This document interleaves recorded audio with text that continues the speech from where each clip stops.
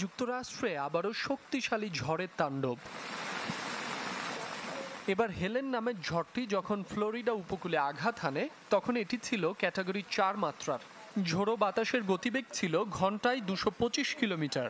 Florida উপকূলে এটি স্মরণকালের ভয়াবহ ঘূর্ণিঝড়। ফ্লোরিডায় প্রথম আঘাত হানলেও প্রাণহানি সবচেয়ে বেশি হয়েছে সাউথ ক্যারোলাইনায়, এরপর জর্জিয়া, নর্থ ক্যারোলাইনা ও ভার্জিনিয়ায় ঘূর্ণিঝড়ের সৃষ্ট জলোচ্ছ্বাস ও বন্যায় বেশ কয়েকজন মারা গেছেন।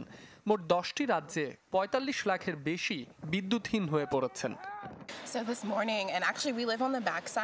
ঝড়ের পর ব্যাপক বৃষ্টিতে সব তলিয়ে গেছে। আমাদের অ্যাপার্টমেন্টেও পানি ঢুকেছে। রাস্তাঘাট ডুবে যাওয়ায় চলাচল করতে পারছি না। বিদ্যুৎ না থাকায় দুর্ভোগ আরও বেড়েছে।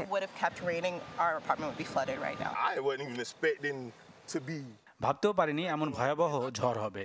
আমাদের বাড়ির ছাদ উড়ে গেছে, গাছপালা উপড়ে গেছে। এখন কোথায় থাকবো তা নিয়ে দুশ্চিন্তায় আছি। উদ্ধারকারীরা পানিবন্দী বহু মানুষকে নিরাপদ আশ্রয়ে সরিয়ে নিতে হেলিকপ্টার ব্যবহার করেছে। টেনেসি রাজ্যের একটি হাসপাতালের ছাদ থেকে আটকে পড়া রোগী সহ 64 জনকে উদ্ধার করা হয়েছে।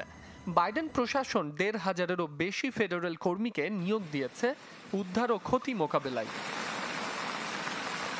নর্থ, সাউথ ক্যারোলাইনা ও ভার্জিনিয়ার বাসিন্দারা আকস্মিক বন্যার শিকার হয়েছেন। ঘূর্ণিঝড় থেকে হেলেন এখন গ্রীষ্মমণ্ডলীয় ঝড়ে পরিণত হয়েছে। দেশটির আবহাওয়া বিভাগ জানিয়েছে এটি এখন টেনেসি ও কেন্টাকির দিকে অগ্রসর হচ্ছে। সেখানেও বন্যা সহ ভারী বৃষ্টি হতে পারে। মাসুম রাব্বি, চ্যানেল 24।